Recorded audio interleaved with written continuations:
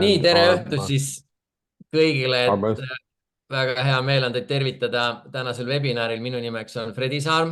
Mul on olnud sihuke, võiks öelda, viimased 10 aastat pakkunud põnevust ja kirge tervis ja toitumine, kuna meie enda peres olid probleemid. Õnneks leidsime ka probleemidele abi ja suurt rolli on selles mänginud tegelikult doktor Paul Clayton ehk tema siis soovitused, nõuanded, kuidas siis oma toitumist tasakaalu viia.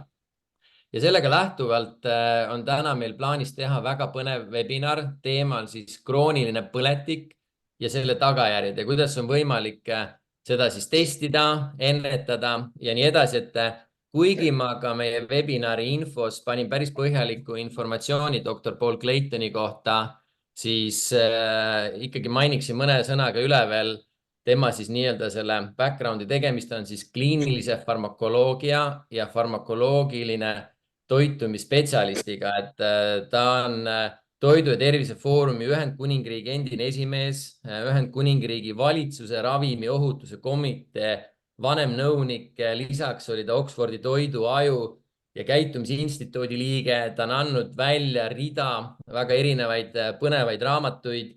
Nendest uusim raamat on siis immuunsüsteemi tugevdamine, kuidas võidelda infektsiooni, allergia, autoimmuunhaigustega ja kõigile infoks, kes soovivad rohkem infot saada, siis tegelikult tema tegemiste, erinevate teadusuuringute, blogide kohta on võimalik seda siis ka vaadata drpaulclayton.eu kodulehel, kus on väga palju informatsiooni siis kõigile kättesaadav.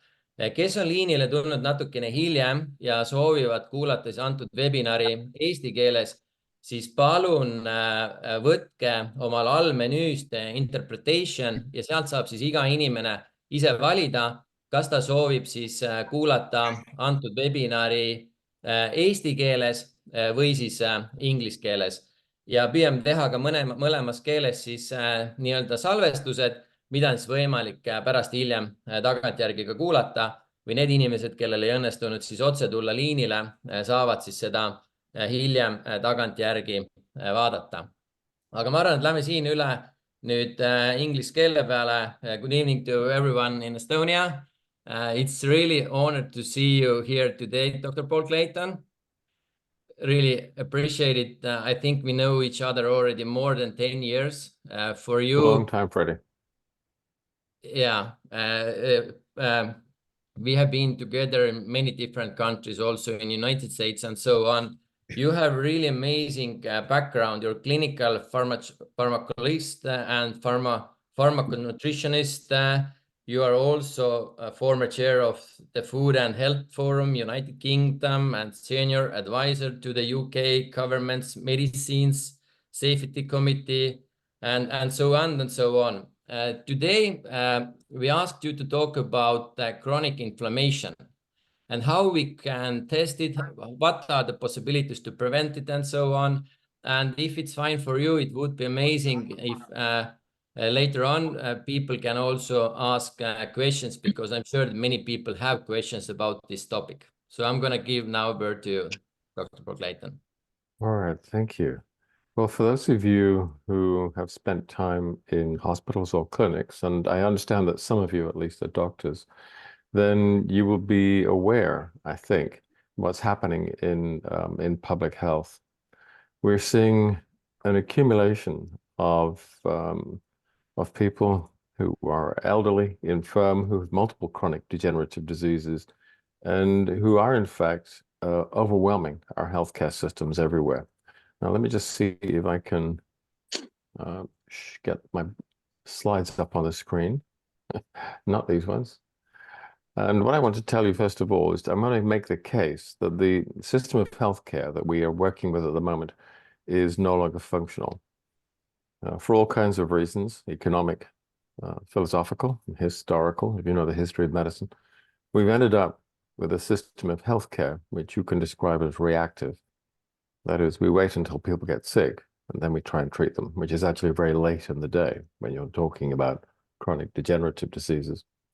And because of the way in which doctors are trained, and the way in which the healthcare systems are structured, we have pharmaceutical products at the front end. It's usually the first form of treatment, the Paul, first excuse me. filter. I think you have a wrong slide at the moment. It shows your Zoom link and not the slides. If you want to show some slides.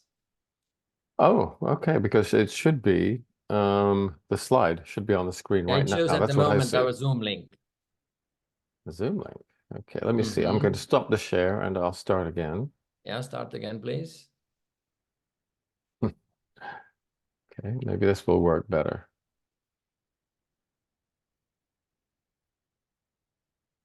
Okay, this should do it. How's that? Is that better? Yeah, now it's correct. Thank you. Okay. So the current system of healthcare that we have is ruining us. We've had half a century of the proliferation of the pharmaceutical industry and model. And during that time, our populations have got sicker and sicker. And we can't continue to go down this road. And I'm going to quote the well-known American economist, Herb Stein. He's one of the few economists to have a law named after him. And Stein's law says if something cannot go on forever, it will stop. It's a law of economics, but it also applies to medeconomics and healthcare. And in all of these areas, everything breaks down to supply and demand and cost. What do people need? What can we afford? We can't afford to continue to treat people with pharmaceuticals. The pharmaceutical industry has been promoting this move from small molecules to biologicals. They're more expensive.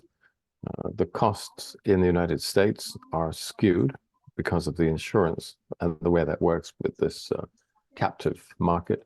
But the costs are on average anywhere between from $10,000 to $500,000 a year and rising. The most expensive drug at the moment is something called Zolgensma, which is a treatment for neonatal spinal atrophy. It's a very expensive treatment. Luckily, you only need one injection. It cures 1 in 2 children and kills 1 in 2. So it's a very expensive way of rolling the dice.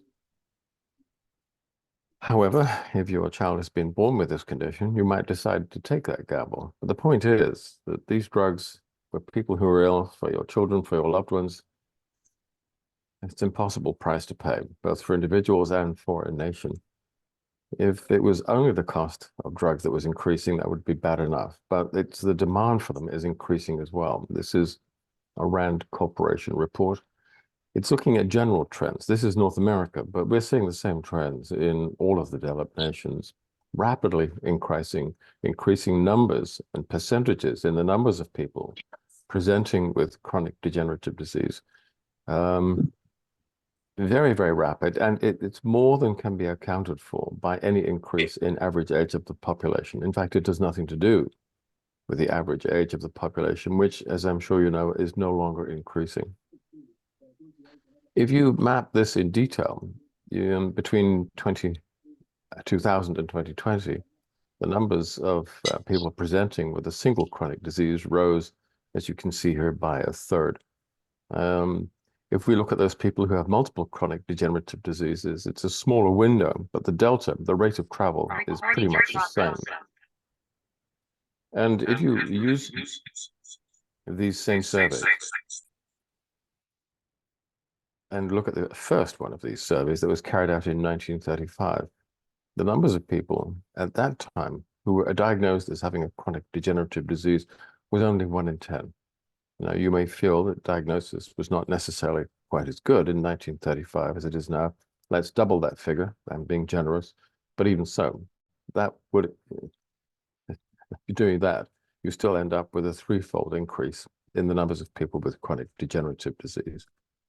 In 1935, the numbers of children with these conditions were so low, they couldn't even be measured. Now, depending on how you define it, it's more than 40% of all children. This is a picture of a population that is being poisoned. I mean, if you list the conditions that are increasing in frequency and also decreasing in latency, that is, we see them emerging in younger groups of patients. This is an alphabetical list. It only goes from A to E, but I could go on. Here's some more, from end-stage renal disease to gender dysphoria. Just to give you a quick example of what's going on here, I think there are many reasons for the increase in gender dysphoria, and one of them is a kind of a moral panic that's occurring amongst the medical profession and elsewhere. I think many of these children actually are suffering from autism, and many of them do seem to grow through it. But there's also another factor here. The modern diet and lifestyle increases testosterone in females and decreases it in males. I don't wish to be reductionist and imply that the only reason for this increase in gender dysphoria is because of endocrine shifts, but it's clearly made a contribution. I'll continue with the alphabet from glaucoma, gout, hikikomori, hypertension to lipidemia. The list goes on and on and on. And can take just one, I'm going to look at metabolic dysfunction-associated fatty liver disease, which we used to think of as NAFLD. Look at the figures. This is a very large meta-analysis where you are taking into consideration the trends from 1990 to 2025 and onwards. In 1990, the global incidence of this condition was approximately 1 in 5. It's now 1 in 4 by 2030. It'll be a half of the world's population. Now, the liver is really interesting because it's like a warning system. Whenever, whatever you eat, whatever you consume, the liver is exposed to high concentrations of this, how the body works. And that's one of the reasons why the liver is so good at regenerating itself. It has to because it's exposed to many insults. The fact that you're seeing such an increase in NAFLD, NASLD, is an indication, again, of an environment that is actually extremely unhealthy and is contributing to chronic degenerative disease in the loss of the wider population. More, I could keep on going. I could describe any one of these in detail, but we don't have time. I'm just going through the alphabet. All of these things have increased. They are all showing a population that has become much more vulnerable to stress, vulnerable to insults. The evolutionary process has engineered a great deal of biochemical and physical and structural redundancy into our systems. Many of those margins have been eroded by our diet and lifestyle. And what you're seeing are patterns of diseases that are emerging as a result. All of those things are getting worse. Some things are declining. Hand grip strength, and that's important because it's a proxy measure that we use to measure overall physical fitness. That's important. Skeletal muscle isn't just a matter of pulleys and levers. It's actually an endocrine organ. And if your muscle isn't working properly, you have metabolic complications and problems which will land you in an early grave. Hand grip strength that's weak, that's an extremely serious prognostic. We're seeing decreases in life expectancy in many countries now, and I'll look into that in more detail later. We're even seeing a decrease, an overall average decrease in intelligence and fertility. I'll go into that too. We're projecting a population involution occurring over the next generation or so. These are all extremely negative trends. I'll cover some of them in a little bit more detail. This is a very large meta-analysis carried out by Demini et al., looking at IQ as measured using reactive visual discrimination tests. So you're shown a couple of samples on a screen, you make a decision, then make a motor decision accordingly. So it's information in, processing information out. Very crude, but it does actually correlate quite well with intelligence measured using various other techniques. So you can see the same trends if you measure for things like mental three-dimensional object rotation, fine color discrimination, complex sentence construction, and comprehension. They all show this same decline.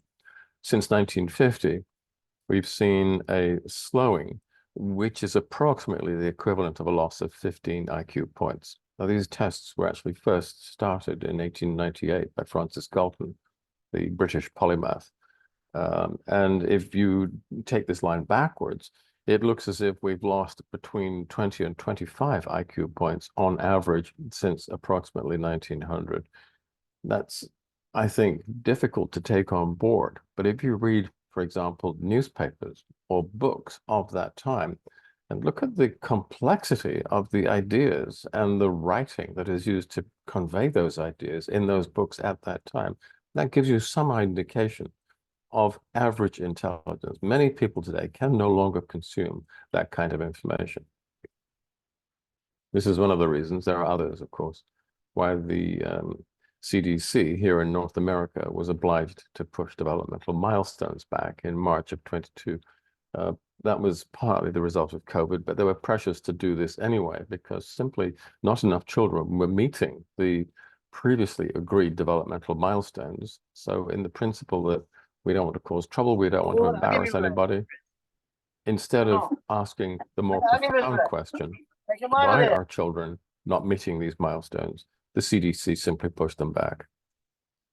This is the fertility data, another meta-analysis, which includes both international and intranational studies, looking at sperm counts in males. And you can see here, this is very well known, a decline of almost 2/3 since 1970.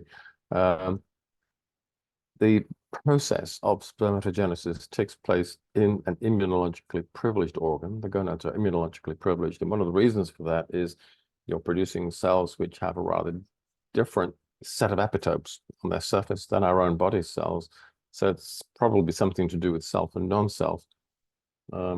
It's complicated because other people like Polly Matzinger believe that the immune system is not really set up to distinguish between self and non-self, but between harmful and non-harmful. So it's a complicated thing here, but we know that the process of both spermatogenesis and steroidogenesis takes place within a very tightly controlled range of inflammatory tone. It's a very carefully controlled level of a physiological level of inflammatory tone. If you have too little, you can't make sperm or testosterone. If you have too much, you can't make it either. There's a lot of evidence to show that inflammatory tone has increased in the population at large. I'll explain why that is later. And we think this is contributing both to reduced sperm counts and to reduced testosterone levels in males. This is the most recent data. If anything, in the last decade or so, the decline in sperm count has actually accelerated. So we're looking at a near future scenario where populations won't be maintained, they won't be controlled. We're looking at actually population collapse. And this has been factored into many of the most recent WHO projections. I think before we move on to look at solutions, we can't leave the problems behind without at least mentioning cancer. Since 1950, not 1990, cancer in teens and young adults has doubled. And again, this gets over the idea that the increase in cancer that we're seeing has nothing to do with an aging population. We see a very marked increase in young people. But since 1990, there has also been an increase in early onset cancers, by which I mean cancers occurring in people under the age of 50. In all of these, breast, colorectal, endometrium, esophagus, all of these. And it's been happening decade on decade. It's a very steady and consistent increase. I know that people are concerned at the moment with so-called turbo cancers, and there is a link with the COVID mRNA shots that does seem to be factoring into this, but there's more to it than that. This is all painting a picture of an extremely unhealthy exposome that the humans are being subject to from very early in life, probably, almost certainly, from birth, and probably from before birth as well, so while in utero. Now, many of these diseases have long latency periods, that is, preclinical phases. So, for example, you will typically be developing atheroma in your coronary arteries for 5 or 6 decades before that first heart attack. You're going to be leaching minerals from the femoral neck or a vertebra for 5 or 6 decades before a fracture. So what that means by implication is that many people who are in their middle ages and who think that they're healthy, they don't yet have clinical signs, but they do have these diseases at an early preclinical phase. And what we find when we look in detail at groups of young adults and middle-aged adults, we find that many of them, the majority of them today, do have early signs of these diseases. So you see NASH or MASH in steatohepatitis in 1 in 5 young adults who believe themselves to be healthy. They do not yet have clinical symptoms, but they're moving towards. We have in over a quarter of healthy young to middle-aged adults, they're moving towards osteoporosis. A third of healthy adults are moving towards essential hypertension, stroke, coronary artery disease. These are healthy adults who are non-diabetic. if you were to look at this in diabetic patients or those with metabolic syndrome, you could double that percentage. In about a fifth of healthy middle-aged adults, you see signs of age-related cognitive decline. That is, they are moving towards dementia. And I think most alarmingly of all, in approximately half of, I would say here, young to middle-aged adults, you see signs of pre-frailty. So they're moving towards sarcopenia, metaobesity, osteopenia, and osteoporosis. This is really a grim picture.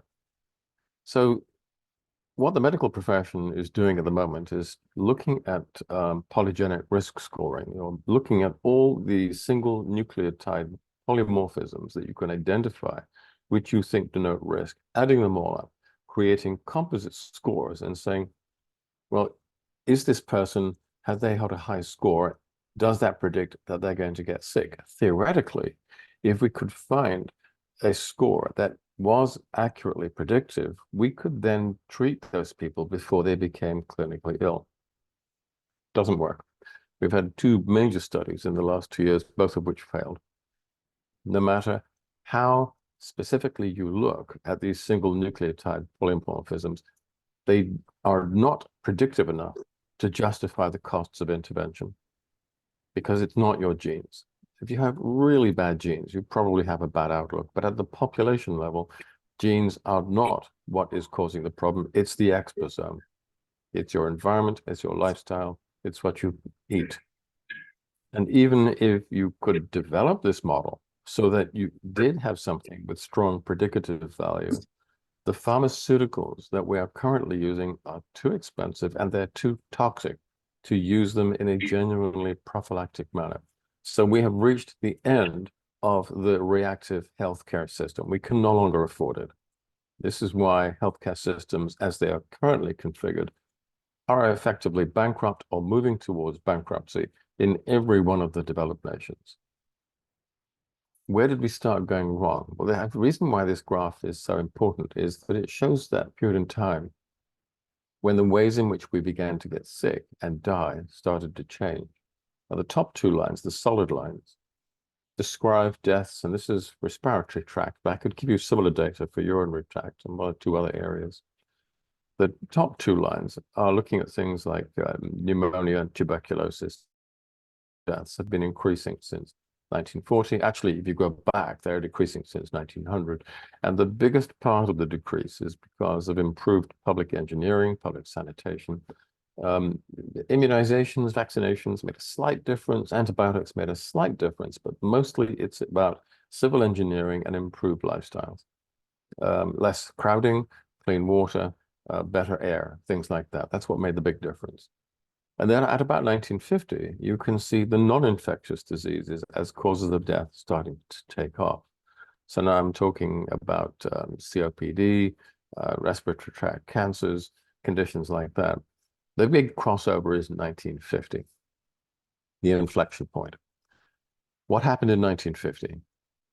Clearly, nothing happened in 1950, because if it had, and it had such a strong impact so quickly, it would probably have been identified.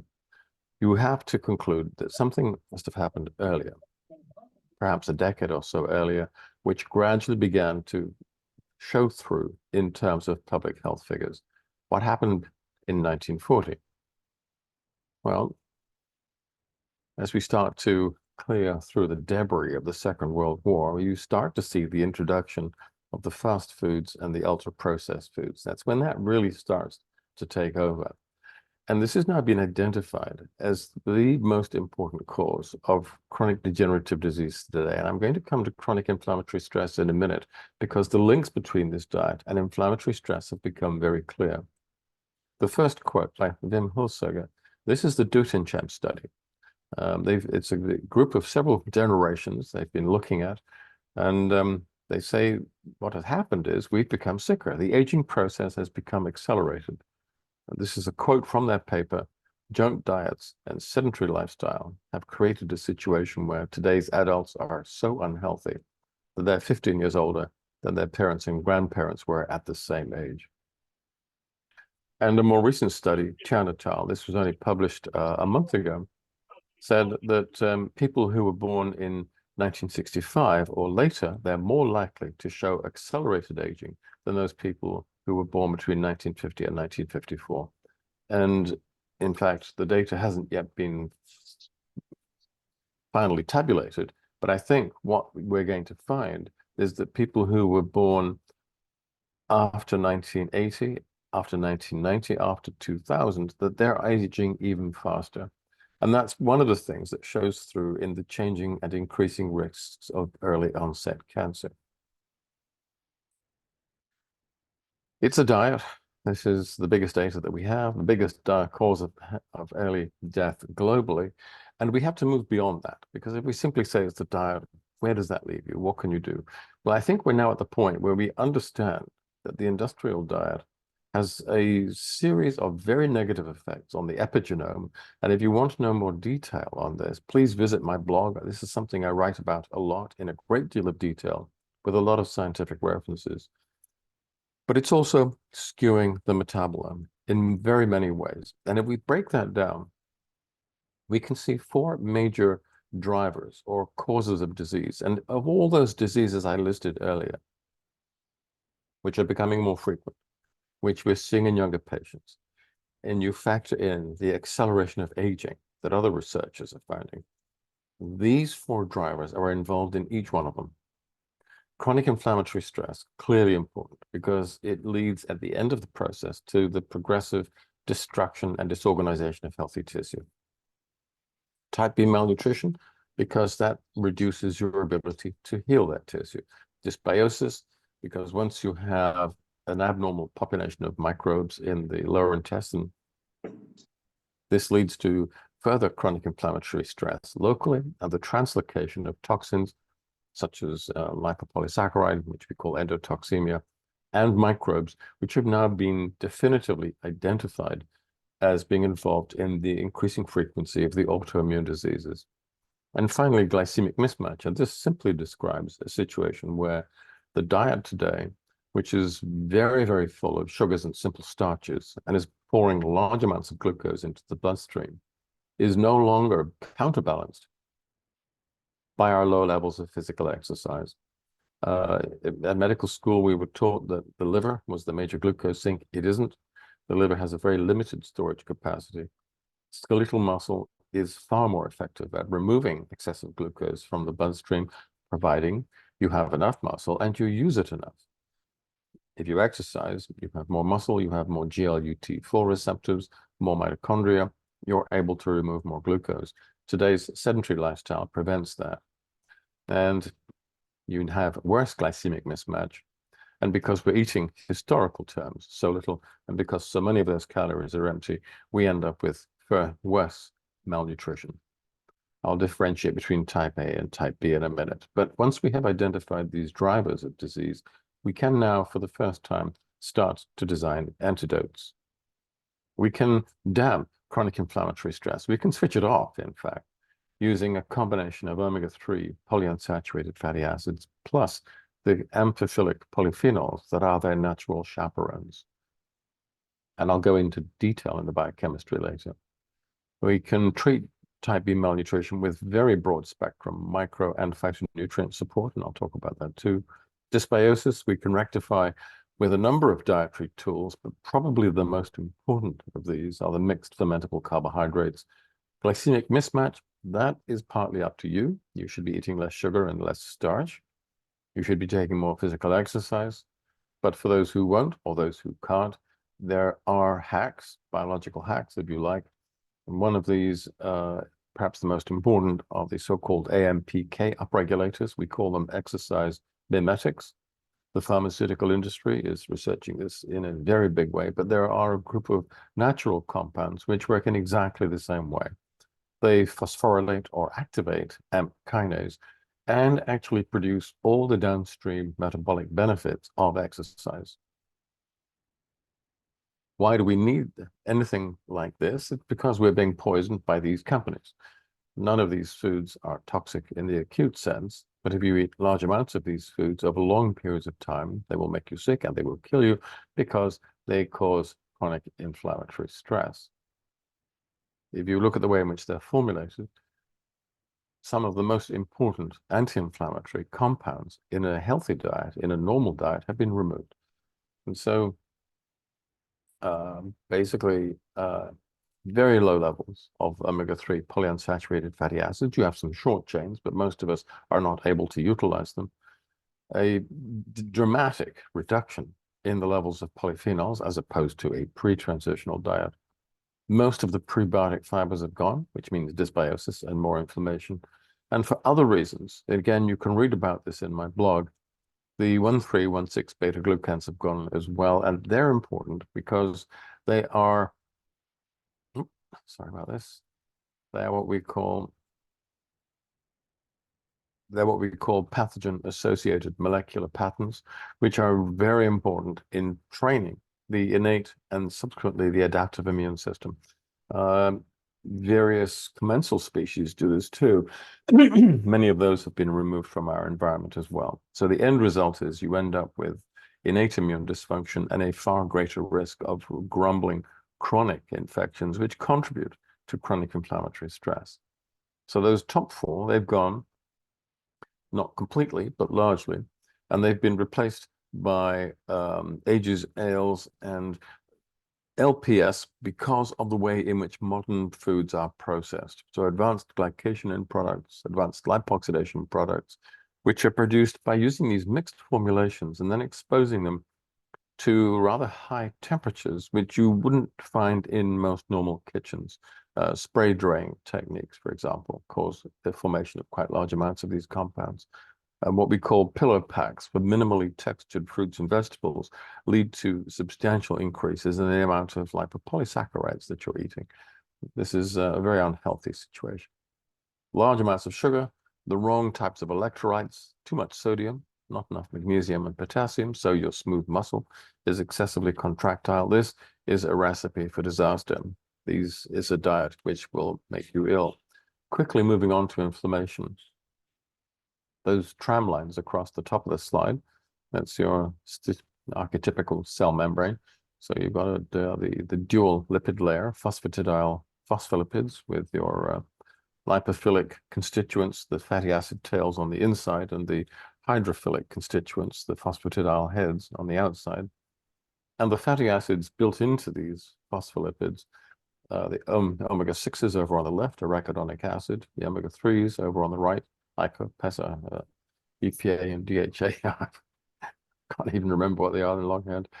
They're present there in proportion to the levels that they occur in your diet. And that's important because if you're presented with a challenge of some sort, which might be a microbe, it might be trauma, under normal conditions, it's entirely physiologically appropriate to mount an acute inflammatory response, the classical signs of redness, swelling, pain, temperature. That's actually a good thing. The body's dealing with a threat, and in order to do that, you're using pro-inflammatory mediators formed from the omega-6 in the cell membrane over on the left. Once the threat has been eliminated or removed, you stop the sequence using mediators which are derived from EPA and DHA. And if you have the right levels of these in your diet and therefore in your cell membranes, you will have the right level of on and off, accelerator and brake. The problem really arises because the modern diet gives us far too much of the omega-6s and not enough omega-3s. And so you end up with a situation where the accelerator is constantly on and the brake isn't on enough. You have the inflammation sequence is continuing. It's being driven by an accumulation of lifestyle associated molecular patterns. And again, if you want to know details of that, please do visit my blog. There's another post coming out this week which covers that in detail. And so you end up with constant chronic inflammatory stress. This is simply another way of looking at it. It's simpler, and I can show you here how the different dietary factors become involved. This could be a macrophage or a neutrophil. It's being challenged in some way. Let's say it's a lifestyle-associated molecular pattern, which could be urate crystals, or it could be an oxidized epitope, which you get at the end of types of cell damage. And these cells are producing an inflammatory sequence, which is very much related to your 6:3 ratio. The 6:3 ratio in the immune cell membranes are important here. And you're getting local changes, which include edema, the accumulation of various immune cells. You're not doing anything structurally destructive at this point. The problem is that these immune cells are also releasing these very small particles called exosomes into the extracellular space, and they contain mRNA, little bits of DNA, and lots of enzymes, including matrix metalloproteases, which are actually very destructive because they're breaking up the extracellular matrix. So a healthy diet, a pre-transitional diet, before we started to consume all of these ultra-processed foods, would give you not only the right 6:3 ratio, but also significant amounts of these polyphenols.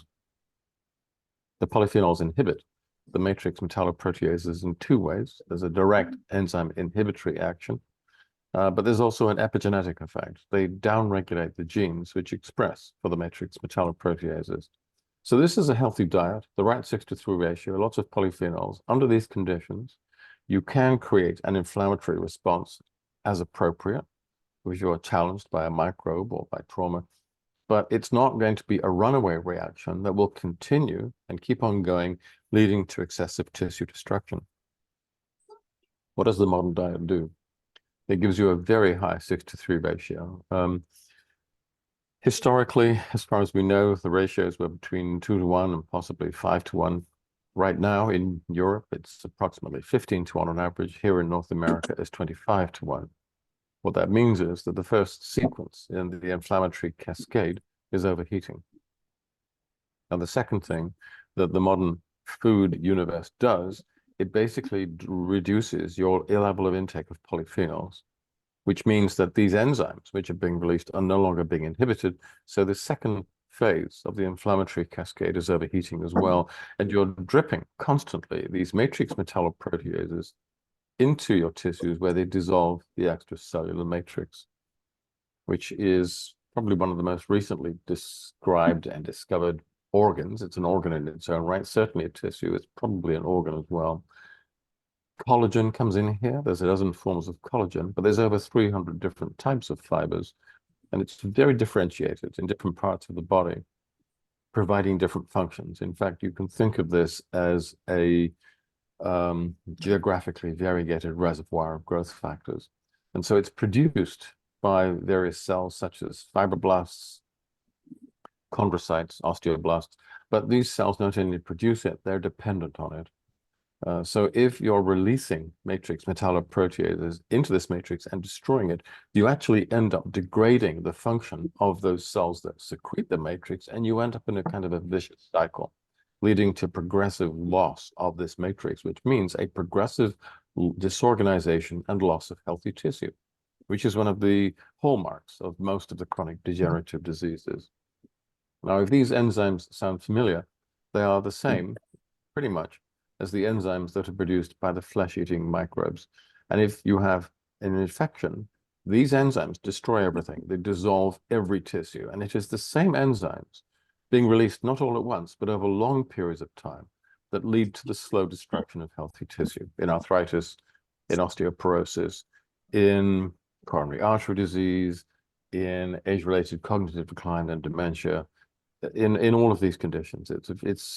These are different manifestations of some fundamentally rather similar pathophysiological processes.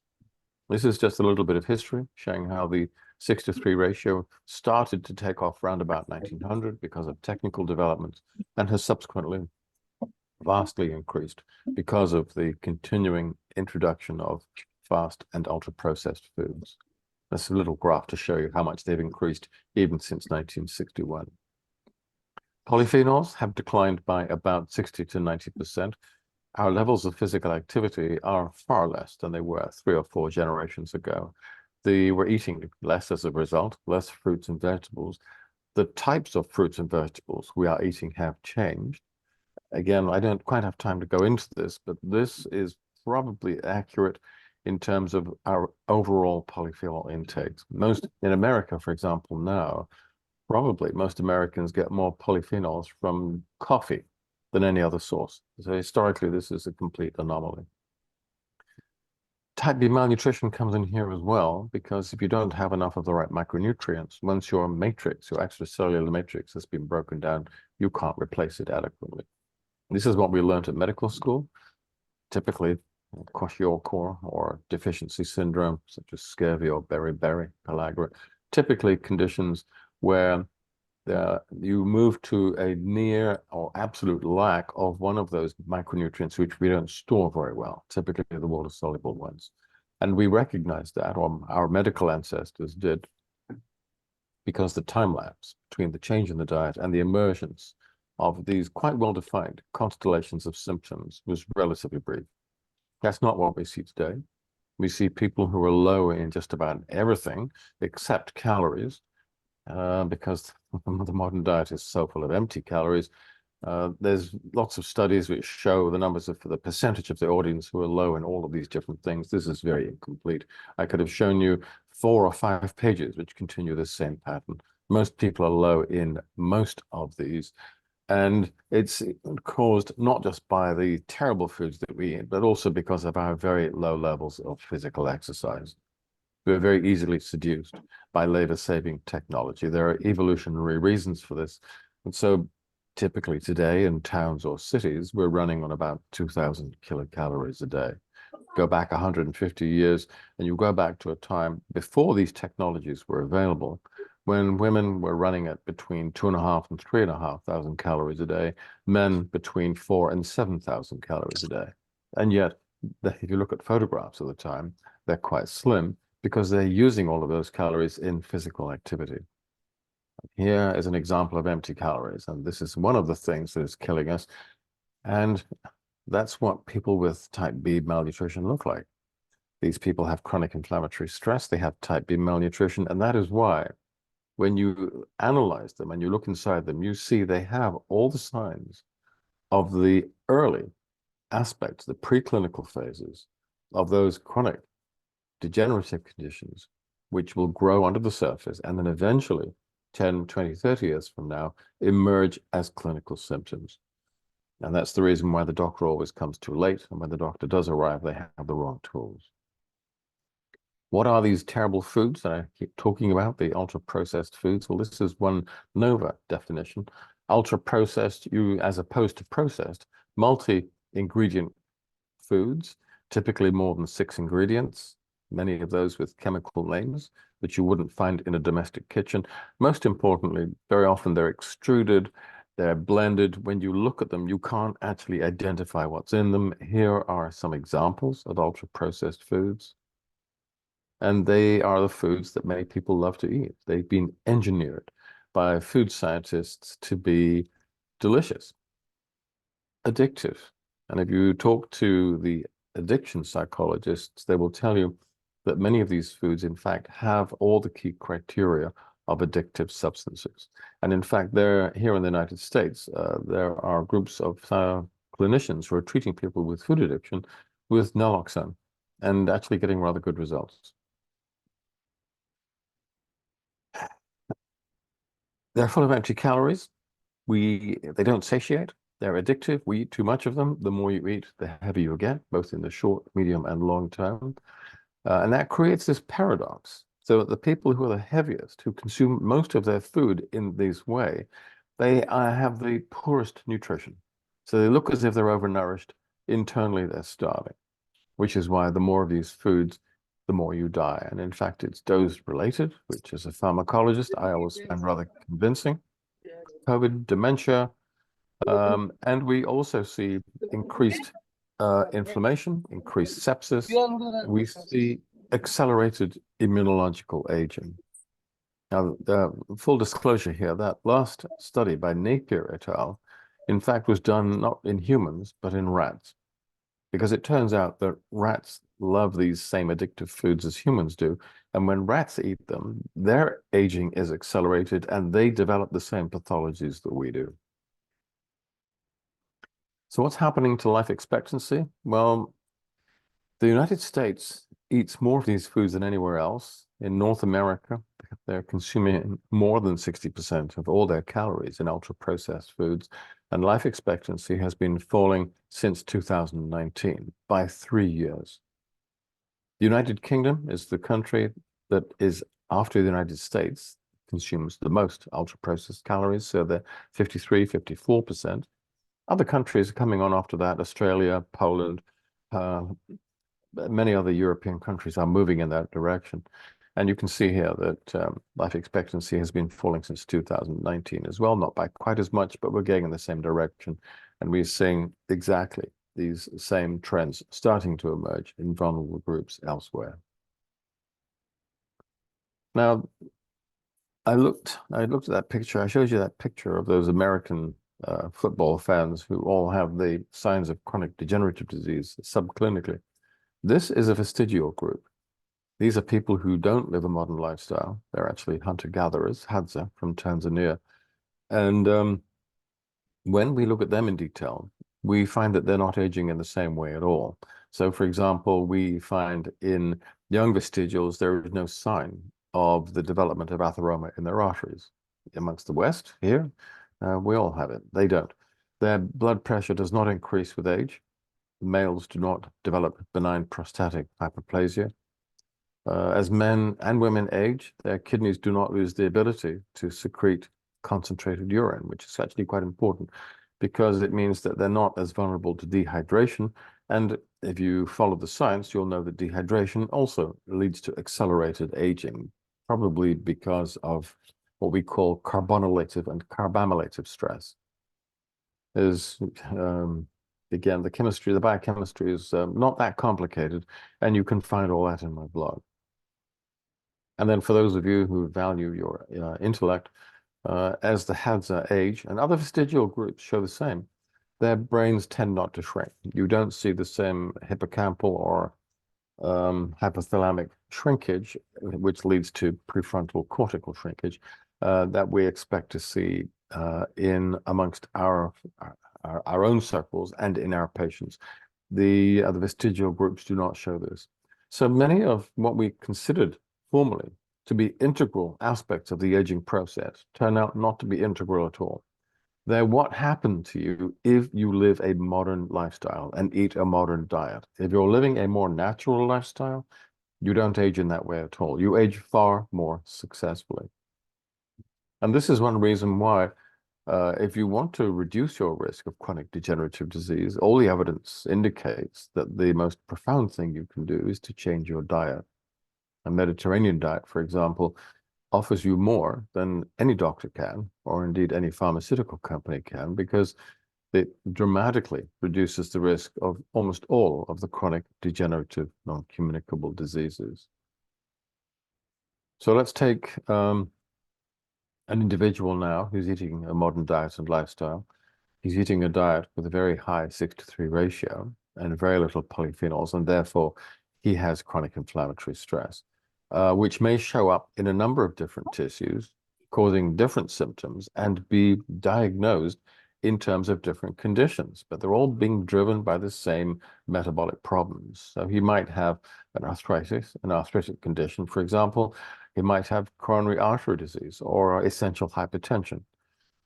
He might have metabolic dysfunction associated fatty liver disease, chronic obstructive pulmonary disease, or asthma, or he may have migraine or depression and anxiety, or who knows, a brain tumor. But we know that chronic inflammatory stress is a driver in terms of all of these conditions. What do we do to such a person to reduce their level of risk? Well, we'll treat the chronic inflammation and we'll also treat the dysbiosis, because if they're eating a modern diet devoid almost of prebiotic fiber, and we can discuss levels of intakes after I finish, then they will have a microbiota in the lower intestine, which is predominantly proteolytic and predominantly gram-negative, which means that they have a high risk of IBS, IBD, MESLD, and a whole range of secondary pathologies. First thing we'll do, if we've identified that they do in fact have an excessive 6:3 ratio, and we can do that using the balance test, we'll restore that ratio using a combination of omega-3s with the correctly configured amphiphilic polyphenols. Fish oil on its own doesn't work. The Cochrane collaboration says that, and I agree. Eating oily fish is, however, protective and does not cause arrhythmias. Again, I write about that in my blog, so we'll stop the inflammation with this combination. And then we'll start to put blended prebiotic fibers back into the diet. We'll start to change the microbiota, shifting it from being predominantly proteolytic to being predominantly saccharolytic, which is what it always used to be. And at that point, most of the gastrointestinal and hepatic symptoms start to disappear as well. So I talked about chronic inflammatory stress and the role of the omega-3s and the polyphenols. What's happening in terms of inflammation in the gut? Well, this is a pre-transitional microbiota. Pre-transitional means it dates back to the time before fast and ultra-processed foods, when people used to consume very large amounts of prebiotic fiber. Under those conditions, you're encouraging the growth of saccharolytic species in the large intestine. And those are those green microbes there. And they're staying in the lumen of the gut because that's where the fibers are entering. They're fermenting them and producing various types of postbiotic substances, which include a lot of different mediators, bacteriocins, which are really important because they're involved in overall microbiota control, but also a range of short-chain fatty acids, including butyrate, which is, amongst other things, a powerful anti-inflammatory agent and extremely good at killing cancer cells. So this is a healthy environment. You're eating the right food to support the right population of microbes, which is having a very healthy relationship with your colonocytes, which are the cells lining the bottom of the slide. Take the prebiotic fibers away, which is what the modern diet does, and you starve the saccharolytic species. And they're replaced by species which are mostly proteolytic. Where do they get their protein from? Well, some protein from your diet, which is not entirely digested and absorbed in the small intestine, they will eat that. But mostly they're surviving on mucins. And mucins are proteins which make up the mucus layer. So these bacteria, which are not only proteolytic, most of them, not all, but most of them are gram-negative. They erode the mucosal layer, and they come into direct contact with the mucosa, that is our colonocytes. And because many of them are gram-negative, which is extremely pro-inflammatory, you now immediately start a chronically inflammatory, stressful situation. You're starting to kill colonocytes. You're starting to create a situation where the tight cell junctions are opening up. And now you have a problem because you see the translocation of molecules such as lipopolysaccharide. This is where endotoxemia starts to take off because you've broken down normal colonic epithelial barrier function. But if the situation gets any worse, you also see the translocation of enteric species themselves. And so a number of enteric microbes, which are perfectly fine when they're in the gut, get into the portal circulation, the systemic circulation, and move into other tissues in the body. And 2 years ago, some very beautiful work, preclinical work, showed that when this happened, some of these microbes will then infect other cells elsewhere in the tissues, become intracellular occupants. Those cells will then start to develop and express fragments of the microbes on their cell surface, and the immune system comes along, recognizes that these are pathogen-associated molecular patterns, starts to react, and in the process starts to damage the cells, your cells, in which those pathogens are hiding. So your cells become part of the target. They are collateral damage. And this is very clearly at the core of some, maybe not all, but some of the huge increase in autoimmune disease that we've seen since 1950. Under this condition, of course, you also see an increase in the rate of risk of accumulation of genetic errors, and inflammatory stress is also implicated in tumorigenesis, angiogenesis, and metastatic spread. So now you're not only giving rise to more cancers in the colon, but you're also creating conditions in which those cancers can more readily grow and spread. What should you do about this? I think it's fairly obvious. You need to put prebiotic fibers back into the diet, encourage the growth of the right type of microbes. And these, as I said, are predominantly saccharolytic, predominantly gram positive. There are exceptions, such as Akkermansia municipala, which we can talk about if you're interested. But under these conditions, the gut becomes once again non-inflamed, and it becomes chemo-hostile. This is where you want to be. This is the best data that we have. It's the biggest data, certainly, which comes from a very large study that was carried out by some WHO scientists in 2019. And I know that many of you, the WHO has been largely discredited. I think that politically they're very much on the wrong page, but some of their science, I think, is still rather good.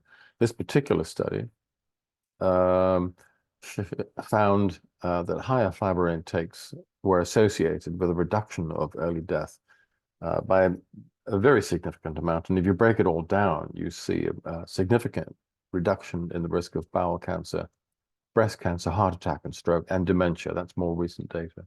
So eating these prebiotic fibers is a very good thing indeed to do. This is what they look like. And for those of you who've done entry level or advanced biochemistry, they're clearly carbohydrates. You've got your hexoses there. The way they're linked up together makes them resistant to our digestive enzymes, but the microbes are able to break them down in a fermentation reaction, and they do so in a linear fashion: fructose, fructose, fructose, and then glucose. So the rate of fermentation is dependent on the numbers of chains and their length. This is fructooligosaccharides, and the fermentation is very rapid. Which means you can't eat too much of it because it creates all kinds of problems. So we only use a very small amount of this, and we combine it with larger amounts of inulin, similar structure, longer molecule, slower fermentation, larger amounts of 1,3,1,4 beta-glucans from oats, which is a larger molecule again, so the fermentation rate is even slower, and a larger amount still of resistant starch, which you can obtain from many sources, green banana. But if you go through this retrograde crystallization sequence, you can produce it from most carbohydrates. And the reason why you need all of these fibers is because of gastrointestinal transit. When this blend first enters the large intestine, it is the fructooligosaccharides that are fermented initially and start this transition from proteolytic to saccharolytic species in the ascending colon. This is just a diagram. It's not as neat as this, but just to give you an indication. So it's a kind of relay race. And then the inulin takes over, and the 1,3,1,4 beta-glucans. And then the resistant starch will complete the process all the way through to the end of the gut. And it's important to continue it till the end of the gut because the frequency of gastrointestinal tract cancers increases as you move distally. How much fiber do you need? Well, probably your entry-level dose is about 30 grams a day. Again, as a pharmacologist, I'm delighted to see that it is there's a dose response curve here. But I'm disappointed to see that most people aren't even getting to that entry-level rate of intake. 9 out of 10 people are not eating even 30 grams of total fibers a day. If you break that down, what you find is out of that average intake of 15 grams of total fiber, only a quarter of that, 3.5 grams, is prebiotic fiber.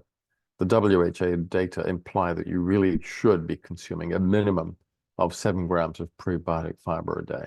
And that's what we've built into Xenobiotic. So here are the antidotes. We know that we can neutralize these 4 major drivers with these formulations. They do so extremely effectively. We don't recommend that everybody takes all of these things. I don't like to medicalize people who don't require it. I think the first thing you should do is to use the balance test. If someone is eating a very healthy diet and has a good 6-to-3 ratio and a good omega-3 index, they probably do not have chronic inflammatory stress. They may still have dysbiosis, but they probably don't have chronic inflammatory stress. And so test first. And then use the test later on to demonstrate that you've actually changed the needle, you've changed the reading. And because it changes in step with the reduction in symptoms, I find that intellectually satisfying, and it moves us away from just selling indiscriminate supplements. We're moving on to an altogether firmer intellectual foundation of evidence-based nutrition. If you want to visit the blog, it's drpaulclayton.eu, and there's lots and lots of material there. It's very heavily referenced, so there's a lot of jumping off points into the wider scientific literature for anyone who is skeptical or simply wants to know more. There's various books, or you can follow me on Facebook if you so wish. I don't recommend it. I think Facebook is a complete waste of time. So now let me just see if I can stop screen share.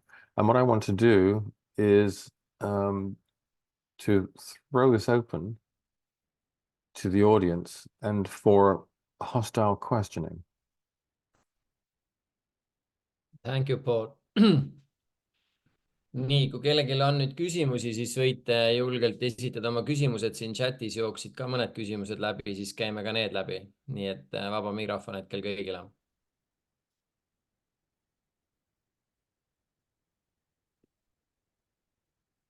So may I start? Of course. Yes, please. Thank you very much, Dr. Clayton. So I'm a medical doctor, GP and PhD here in Estonia, and I've been following you for a while, and for 1 year I've also doing some tests and being more aware about this balance test and the prebiotics and so on. But my question is how to convince the medical personnel to change the mindset in a way that how to understand that we can measure the chronic inflammation with a balance test, because we as medical people, we are usually looking for surrogate markers as CRP and of course. And sedimation reactions and any cytokines or whatever, these kind of things, biochemical markers, and it's very difficult to make the mind or change the mindset to get the understanding that something like the balance test can also show the chronic inflammation, which is not visible, and we don't feel it, and we cannot show it to the patient otherwise. Yeah, no, I agree. Well, things like CRP or HSCRP, or even if you want to do something more, sophisticated, and if you want to measure, adhesins or ICAMs and VCAMs, and we can do all of those things. But the problem is that CRP, which is probably the most commonly used, is a reactive, a secondary marker, a very general one, not a very good one.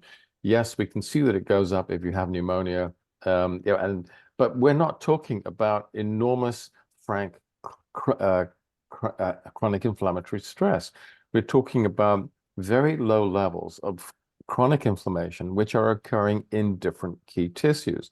Now, I could say to you, well, okay, do a biopsy of this joint capsule and see whether you have increased levels of an array of cytokines there, which in 20 years' time will manifest as an arthritic knee or hip. No one's going to do that.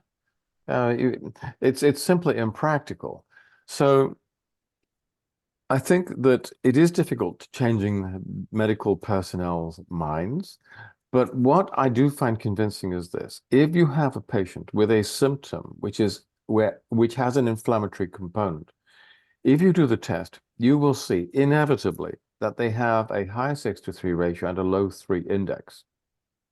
Once you put them onto balance oil, over a period of 4 months, you will see the test results changing. You will see their 6:3 ratio changing and falling. And as it does, around about the time that it gets to 5 with many conditions, for some conditions where there is a more focal and more intense chronic inflammatory stress, let's take, for example, some of the autoimmune conditions, there you will need to bring the ratio lower to about 3, 2.5, sometimes to 2.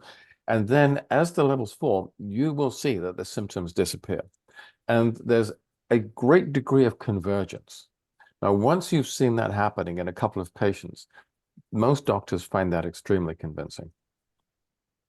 Okay, that's very nice. But can you tell what could be the time frame approximately if you have autoimmune disease like rheumatoid arthritis or whatever?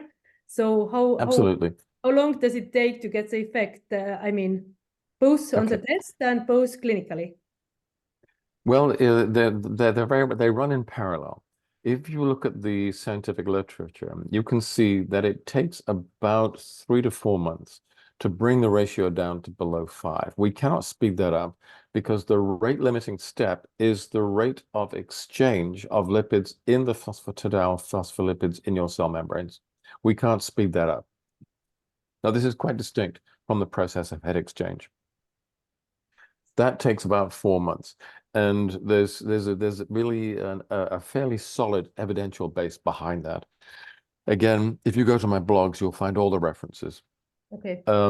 What I have seen in thousands of patients and cases now is that as the ratio starts to dip below 5, clinical symptoms start to disappear. Now, that's a rule of thumb. If, for example, you have very substantial osteoarthritis and a great deal of cartilage erosion, we can stop the inflammation by 3 or 4 months, but it's going to take a while for the cartilage to start to heal and regenerate. So some of the pain will disappear, but to restore joint function and structure is going to take considerably longer.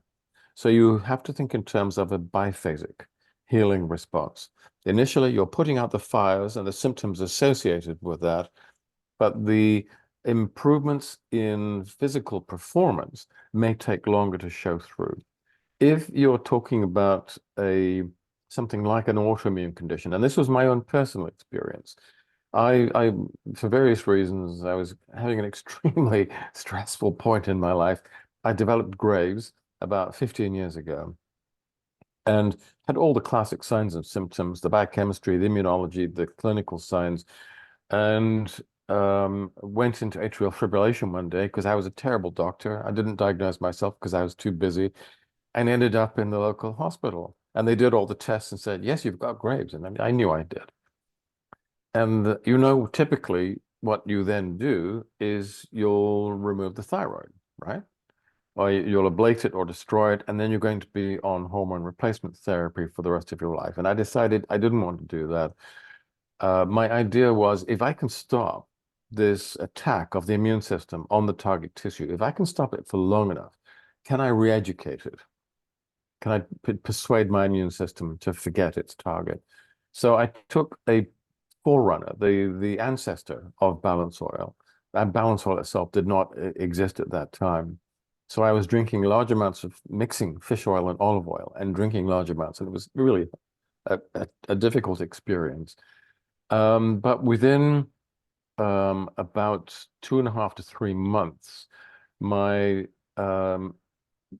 endocrine panel started to normalize. And I no longer really required medical management at that point.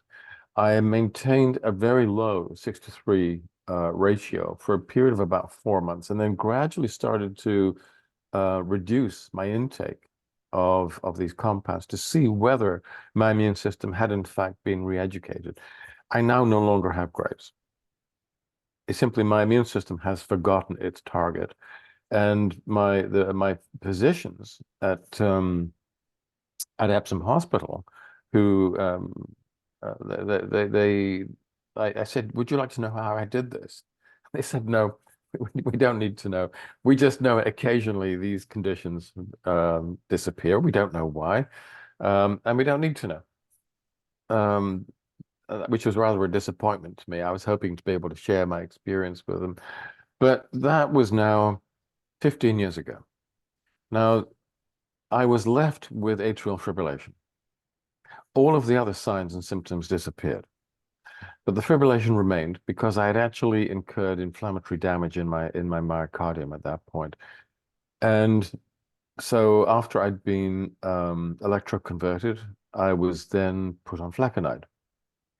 And as you well know, flecainide, the antiarrhythmics, have a relatively limited period of use. Most people progress to the point you increase the dose and you get to a point where they no longer work, and now you have to take anticoagulants, and then you can opt for various surgeries, which you can go in through intravascularly, or you can go through the chest wall and go for something like a 5-box mini maze, which is probably better, but it's still intensive surgery, very invasive. I was very well aware of the fact that if you look at the way in which atrial fibrillation progresses, it clearly involves progressive inflammatory changes to the microarchitecture of the myocardium itself. So I thought, well, maybe I can prevent this progression. That's 15 years ago. I'm still on the same dose of flecainide that I was when the fibrillation was first diagnosed. Never required any increase in dosage. I've written about this as well. And I'm having a lot of conversations with cardiologists about this at the moment, because the numbers of people presenting with fibrillation are increasing, because we know it's associated with age, with obesity, with diabetes, with other types of pro-inflammatory conditions. And it's a problem. It's a big problem. If we could stabilize people to the point where they could be managed for decades at a time with low-dose antiarrhythmics, it would solve a great deal of problems. It would take a lot of the weight off cardiology departments. So I seem to have stumbled across at least a part of the answer to that problem. Yes, thank you so much. So can we conclude from here that basically if we take like 4 months, 3-4 months, the balance oil, so we can suppress or take down the active inflammation, what has caused the symptoms, but then Yes. it takes longer Yes. time, of course, to heal. But then, so what is your recommendation for these people? Should they take like the balance oil for the rest of their lives, or how it is? Because it's like nutritional and it's like a food, right? But we are missing everything. Yes. And I would say that the problems that we're seeing at the level of public health are due to the fact that we've moved very far away from the kind of diet and lifestyle that we were designed to live with. We're paying a heavy price as a result of that. What I'm saying is that if you want to age more successfully and reduce your risk of these types of conditions, you have to move on to a different nutritional and lifestyle path, which means changing your diet and lifestyle from then on. This is a lifestyle decision. Mm-hmm. Yes. Okay. Thank you so much. And it's like very descriptive about your suffering, what you could heal, in fact, with the balance oil. So I haven't had myself this kind of experience, but I've been looking my balance test, and it was also out of balance a little bit in the beginning, like 6 to 3. And then I was starting to take the balance oil, and it went back to or down to 2.7 or something. But the plasticity of the cells, they didn't go up like immediately. So it probably takes longer time, and it's very nice to see in the dynamics that everything is going like very, very, how to say, step by step. Yes. So this when we are dealing with pharmaceutical pharmacology, we expect relatively rapid response rates. And one of the reasons why we see that is because we're not doing anything fundamental. We're mostly dealing with symptoms.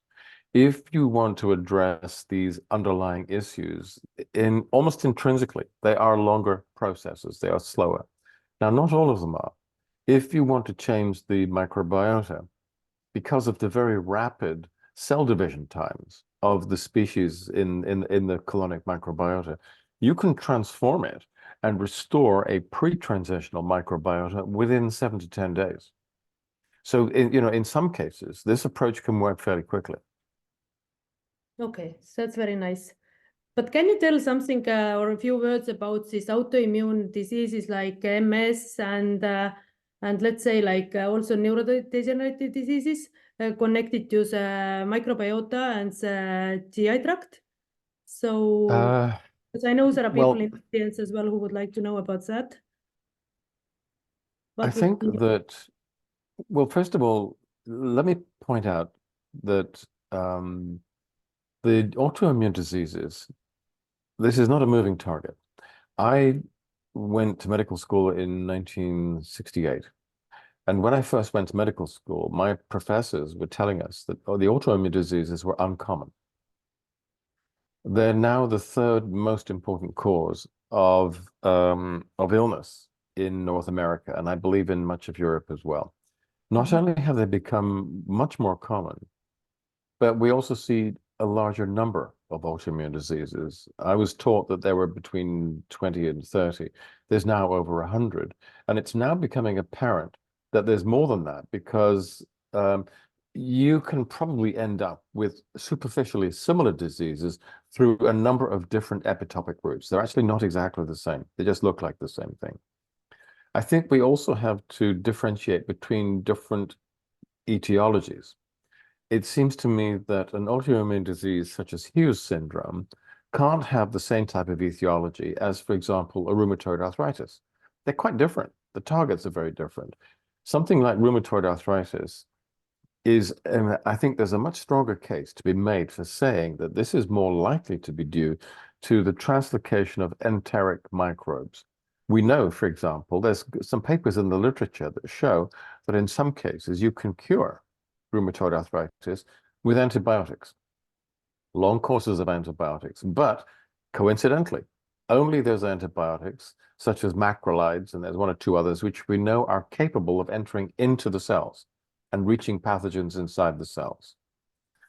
I think in something, when you have antiphospholipid syndrome, that can't be like that. It's got to be a different mechanism, and maybe that is something that's more in line with Graham Rook or Polly Batchinger's ideas of immune function. So autoimmune disease, not all autoimmune diseases are the same. I think that there may be very different categories of autoimmune disease that require completely different forms of treatment. At the moment, what do? We treat them all with immunosuppressives, which is very non-specific and I think very unhelpful, because the therapeutic index of those types of treatments is far from satisfactory. In my view, I would try to reduce the ongoing damage that is occurring in many of these conditions using the combination of omega-3s with amphiphilic polyphenols. And the reason for that is what I'm seeing in practice is we can reduce chronic inflammatory stress to the point that patients' lives are made much, much more comfortable, but they are not immunosuppressed. The therapeutic margins are greater. Now, you know very well, I'm sure, if you overdose on balance oil and you bring your 6:3 ratio down to 1 or 0, or if you go negative, and people do that, and it's crazy because they get so enthusiastic, they take far too much. You will become immunosuppressed. I don't recommend that at all. Okay, yeah, I didn't you can go to below 0, but okay. It's possible, and so you have to be careful. The idea that if something is good, more will be better. That's a very dangerous way to think. You can kill yourself with natural products. As a pharmacologist, I advise always caution. As Paracelsus taught us, everything is a poison. It is only a matter of the dose. Yeah, that's true. Yeah, thanks a lot. So maybe now we give the question to other people, et inimesed teised nüüd saavad kõik küsida, kes soovivad.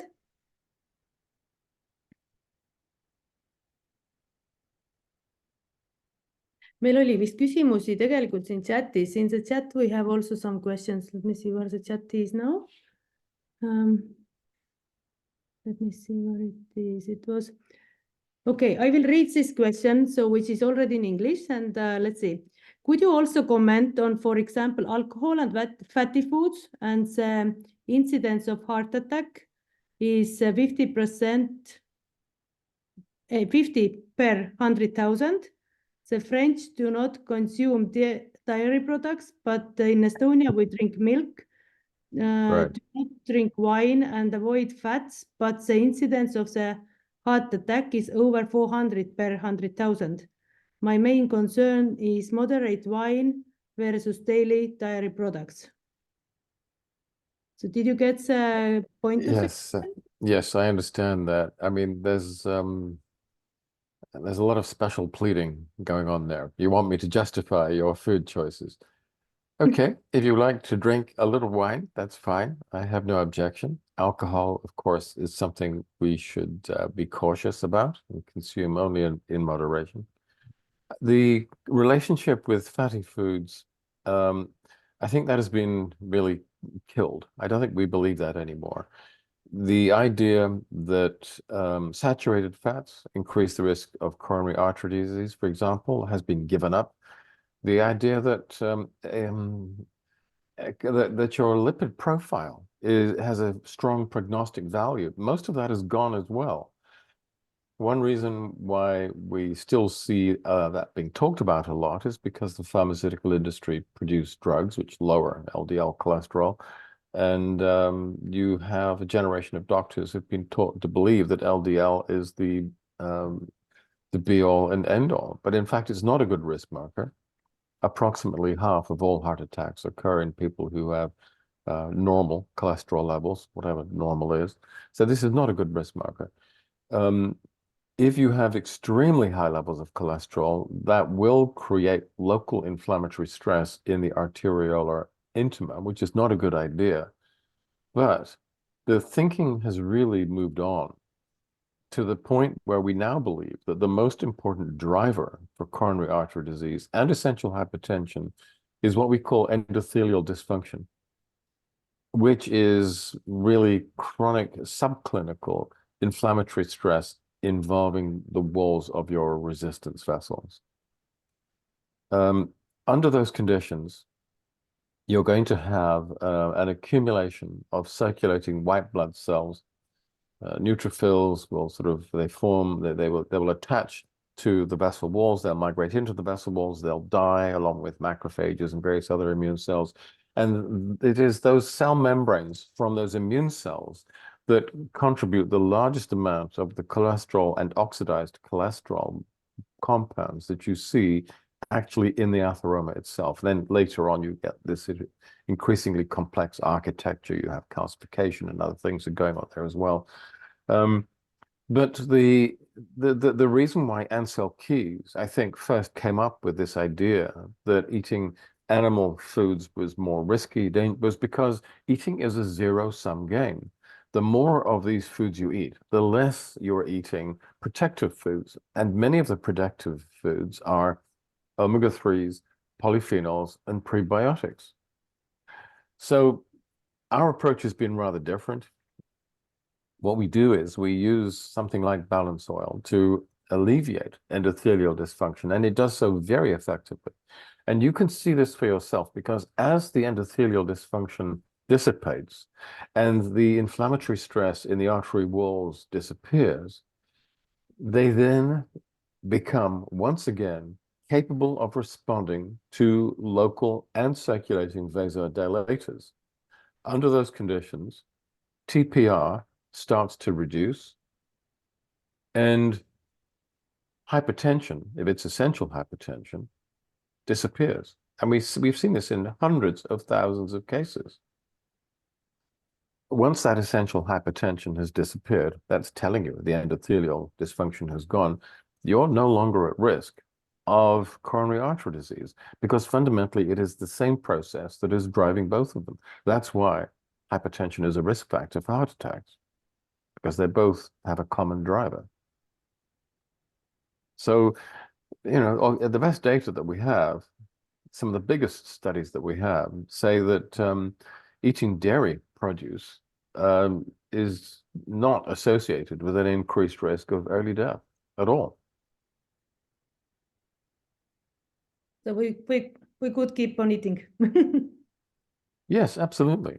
But what is associated with an increased risk of early death is increased consumption of ultra-processed foods and increased consumption of sugars and simple starches.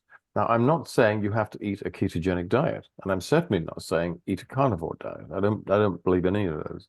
But I am saying is that if the healthiest thing we can tell our patients to do is to learn how to cook, learn how to work with basic produce, and stop buying ultra-processed foods from the store. Now, that's difficult to do because these foods are cheap, they're convenient, they taste good, children ask for them, and we're caught in this trap. This is where it gets more interesting. I don't think we can persuade the public that they should change their ways. But the current generation of ultra-processed foods is clearly bad for you. There's no doubt about that in my mind. But they don't have to be. It's perfectly possible to create a new generation of ultra-processed foods that will still be convenient and cheap and ultra-palatable, but where if we reconfigure them, they could be actually healthy. And the good news is that one of the very largest multinational players in the food space has now approached me, and we're starting to produce the next generation of ultra-processed foods, which will no longer be unhealthy. I believe that we can produce ultra-processed foods, which will have measurable health outcomes. And that is where the industry is now going. Wow, what kind of food would be that? Which is healthy processed food and ultra-processed food? How do we recognize it on the shelves in the shop if it's coming out? I think that at the moment we're doing the very earliest testing. This is going to be a long process because these very large companies move very slowly. They're risk averse. They want to be absolutely certain that this is going to be safe and acceptable and profitable before they go public. Once they do, it will be with the full compliance and recognition of the regulators, and there will be certain types of branding and claims made in association with these products, which will talk about their benefits. Okay, and in what time frame can we expect them? In 5 years or 3 years, or what? What is your guess? Just. Well, I think 3 years is ambitious. Okay. But 3 to 5 years, I think that seems to me to be possible. Okay, good. Yeah. So may I continue, Freddie, or because there are Yes, of course. more questions here. So another question which has come to the chat is, does omega-6 and 3 level can be maintained and be normal if you are vegetarian, and only with the nuts and seeds, and yeah, basically with no fish oil, just to get the oil from nuts and seeds? Yes, you can, but you have to choose your vegetarian foods carefully, because many vegetarian foods have got an excess of omega-6. And if you have an excess of 6s, which is greater than 4 to 1 over the 3s, you will not be able to work with ALA. You won't be able to process it through the elongases and desaturases to form the EPA and DHA that you need. So it is possible, but you've got to be selective in terms of the vegetarian foods that you're eating. Now, there is an alternative, and that is you can use vegan omega-3 polyunsaturated fatty acids, which we derive, as you know, from marine algae. Yes, but can you recommend what kind of vegetarian nuts and seeds are the good ones? If people, or how do you say? Yeah, or is there any good like literature about that to find them out, because there is so much controversy about the nuts and seeds. Yeah. Well, nuts and seeds also contain various other compounds which have health-related effects as well. So many of them are also good sources of fibers or polyphenols and things like that. These are not pure chemical entities. You'll have to do your homework. You go onto Google, look at the tables, and pick those fruits and the vegetables and nuts and seeds that have the highest ALA to LA ratio. Okay. Yeah.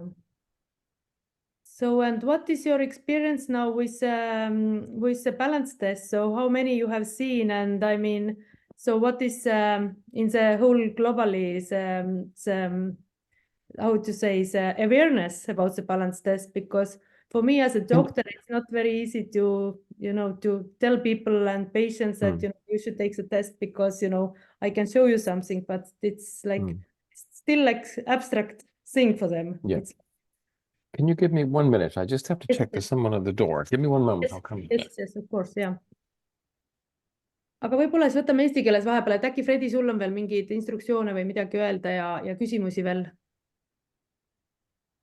Ja tegelikult ma tahtsin sedasama küsimust küsida, sest ma tean, et me oleme tänaseks teinud Eestis ligi 17 000 veretesti, maailmas 1,3 miljonit veretesti ja tegelikult seal on nagu väga selgelt näha, et erinevad vanusegrupid, erinevad riigid ja erinevad siis elustiilid, kui me räägime tavainimesed või sportlased või taimetoitlased või lapsed, onju, siis tegelikult joonistuvad väga konkreetselt välja, et on inimesed, kellel on head testid ja on siis nii-öelda toitumisharjumused ja näiteks sama veganite või taimetoitlaste küsimus, siis tegelikult täna on näha väga selgelt, et ühed kõige kehvemad testid on kahjuks taimetoitlastel, sest nad ei saa omega-3 rasvasid piisavalt kätte. Ja samamoodi lastel ja sportlastel on tegelikult väga kehvad testid. Et täna Paul sellest ei rääkinud, aga ta varem on rääkinud ja näidanud nagu erinevate riikide lõikes seda välja, et tegelikult need testid maailma mõistes on täiesti pahupidi. Yes, I'm sorry about that. Okay. Sorry, let's pick up where we left off. You asked how many tests we'd completed? I think we're about a... Yes, or what is the tendency, or what is how to say the pattern of the tests all over the world, and how it has how the awareness about the test is, and what you have been seeing, like the test what you have, or the statistics you have been doing, or can you draw any relation or correlation to something like was it kids or I don't know, for anything basically. In addition to the chronic inflammation and these chronic diseases, so to say, but in asymptomatic people maybe, which don't have any symptoms yet, young people maybe. Well, in people who are asymptomatic, we can document the fact that when we first see them, they have a very high 6:3 ratio. We can document over time, over 3 or 4 months, we can see the decline. If they don't actually have symptoms, there isn't much else that we can measure. What we're saying there is, well, we think you've dodged a bullet. You now have a metabolic milieu, which is not going to support chronic inflammatory stress. And therefore, we believe that you have reduced your risk of developing these conditions later in life. But that's an impossible thing to prove. And that in itself, I think, limits the application of this type of dietary approach. If you are ill and you have a symptom and you go to the doctor and they give you a drug which alleviates the symptom, there's an effector loop and there's feedback. The patient feels better unless they have a side effect from the medication. And they see that something is being done. What we're doing if we're dealing with patients who have symptoms and their symptoms disappear, that's very convincing. And if we have the test as well, and we're also developing tests for those other products that we have, again, that's very persuasive. The patient, the consumer, the customer sees that the results are changing. They notice their condition is improving. Once they see that, they are convinced and they're typically committed and they say, well, this is how I'm going to live from now on. But it's always going to be difficult to persuade many people of a prophylactic approach. We can persuade more scientists, more scientifically inclined people, and those doctors who are open to this type of science and who understand it will then buy into it. But this is always going to be a minority. We're not a rational species. We are at best a rationalizing species. We're not logical. We're not reasonable. I mean, you know, a small minority of people are, and once we present the science and make our case, they might well accept it. But there will be always many people who won't understand it or won't appreciate it. Yes, that's what I wanted. That's why I think it's so important to work with the food companies. I'm very happy to support Enzino at this moment because they are in pole position in this area of evidence-based nutrition. But I can see a future where the delivery of this type of approach to the population is going to be more at the supermarket. But that's not here yet, but we'll get there. So would you like to say that's a big concern, big how to say, the production companies, the ones what you showed us, the photo or the slide, which are now feeding us with the crap, so to say, that they are really interested to make the new products and to improve the health? Has there been any change, or is it like just most of them aren't? Most of them aren't, but it only takes one company to establish this, and then everybody else has to join them. Okay, to show the way and to take the market, basically. Well, because otherwise, you have one company that sells our products, give you these benefits, and then everyone else looks at it and think, well, if Nestle has it, I'm not going to buy General Mills. At that point, the public's purchasing preferences start to change, and the food companies have to respond, or they'll be left behind. We've seen this in Japan. In Japan, they have a category called foshu, which are a little bit like foods for specific health uses. And for several years, there was a very small number of companies making products that were interesting, but on a very small scale. And the market was very small, it was insignificant, until two major companies joined in, Meiji and Ajinomoto, and they launched products which had foshu qualifications and which actually did offer health benefits. And at that point, the entire market changed. So now if you're producing food in the Japanese market, if you don't have some kind of a health claim, it's not very likely that you will be very successful. So that's what it takes to change the public's opinion and to change the fundamental relationship of people and food.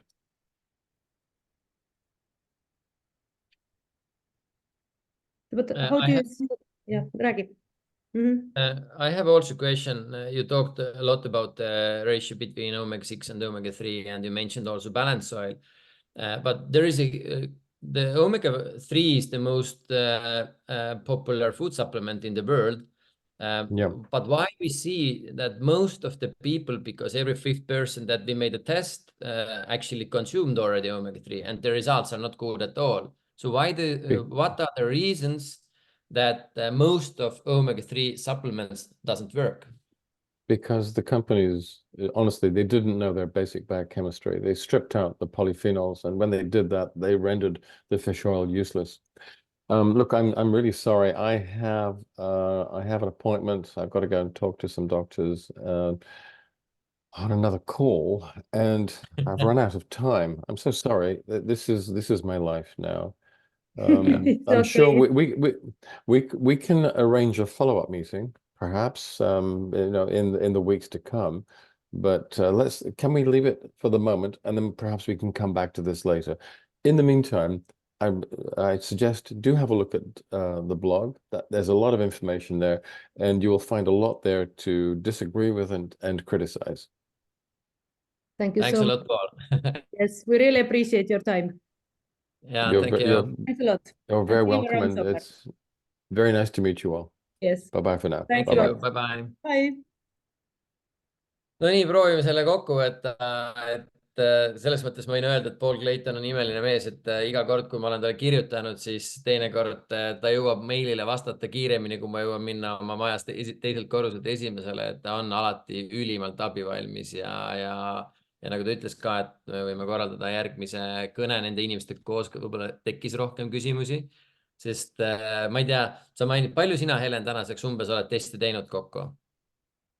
Noh, ütleme nii, et ega ma väga palju ei ole, sest ega mul on ka see probleem, et ega mul on inimeste veenmisega raskusi, nagu sa isegi tead, et miks see test on hea, eks ju, ja täna tegelikult Paul nagu väga hästi rääkis, et noh, et see tõesti nagu selle kogu kroonilise põletiku ikkagi ära katab, nii et see on nagu selles mõttes, aga ma olen teinud endal ja oma lähedastel ja mul on nagu selles mõttes hea kogemus, et nagu ma ütlengi, et kui see test hakkab paremuse poole liikuma, siis hakkavad kõik parameetrid vaikselt nagu minema ja seda protsessi nagu enda puhul nagu hästi huvitav jälgida, et kuidas siis keha reageerib sellele nii-öelda õlitamisele ja õlisöömisele ja kuidas siis rakkuda nii-öelda, et kõik funktsionaalsused hakkavad järjest nagu paranema ja et see on nagu minu jaoks on hästi huvitav protsess, et seda nagu lihtsalt nagu ütleme sellise pilguga nagu vaadata, et kuidas siis keha ennast nagu taastab ja mis siis on need järgmised astmed, et kus siis see paremus tuleb, et minu jaoks on see nagu väike sport selline.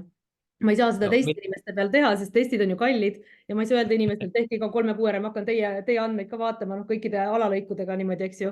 Aga ma enda peal olen jah teinud ja minu jaoks on see hästi huvitav periood olnud tegelikult terve see aasta, mis ma olen nii-öelda teie maailmas siin olnud, et see on hästi-hästi nagu silmi avav olnud ja ma väga julgustaks tegelikult kõikidele inimestele, kõikidele meedikutele, et alustage iseendast ja siis on nagu näha see just see dünaamika, et kuidas see protsess töötab, et noh, ma oleks tahtnud ka selles mõttes Pauli käest natuke rohkem neid detaile küsida, aga noh, ühesõnaga vahet pole, et küll me jõuame ja eks see enda kogemus ongi see, mis nagu annab selle kindluse ja selle visuaali ette, et selle, noh, selle äratundmise, et kuidas see asi tegelikult päriselt töötab, et see on tõesti hästi-hästi äge olnud.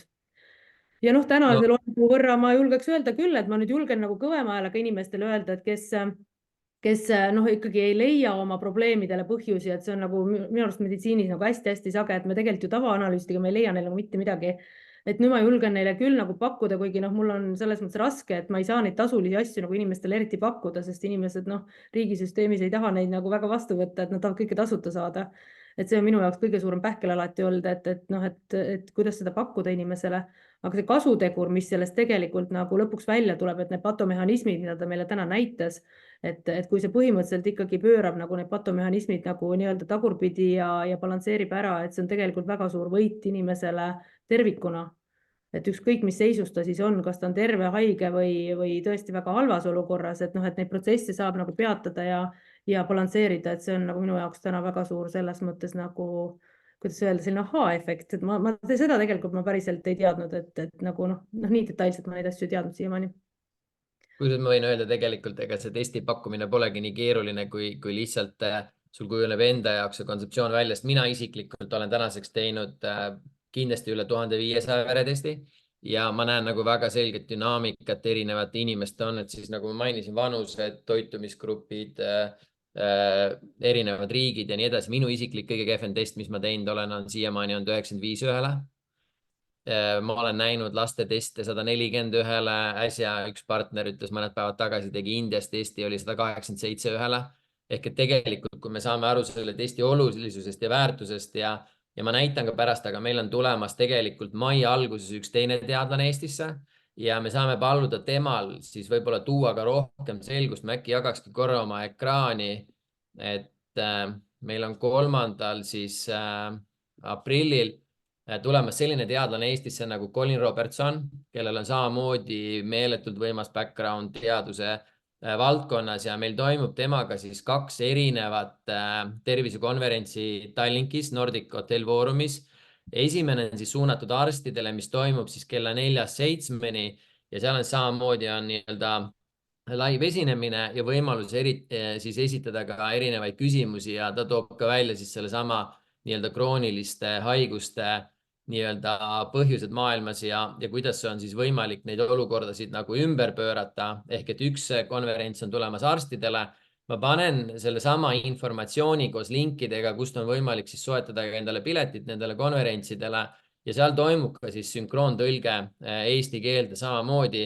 Ja teine konverents on samal päeval, on siis suunatud sportlastele, treeneritele ja siis erinevatele on need siis tervise ilumaailmakonna inimesed, kuidas siis saavutada parimaid tulemusi ja efektiivselt taastuda.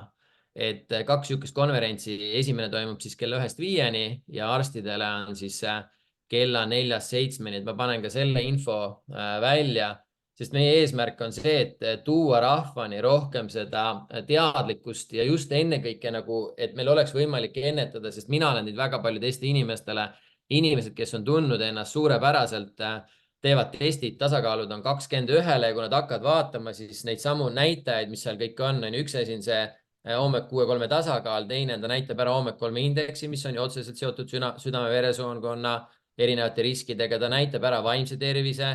Need testid tegelikult näitavad ära, kui hästi funktsioneerivad meie rakumembraanid, ehk kui siin on täna liinil arste või tervisevaldkonna inimesi, kes tahaksid nagu detailselt näha, kuidas see testiraport välja näeb, siis võtke selle inimesega ühendust, kes täna teid siia kutsus, me saame teile online'is näidata.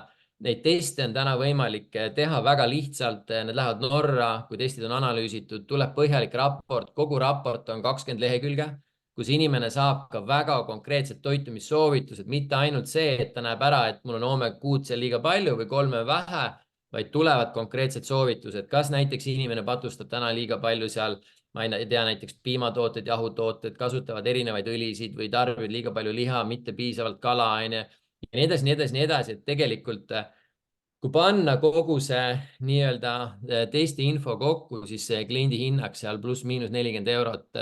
Tegelikult on ta väga soodne hind, ma arvan. Täna Synlab pakub analoogseid teste korduvalt kallima raha eest ja kahjuks vähem informatsiooni, nii nagu sa ka ise, Helen, ühel konverentsil rääkisid, on ju.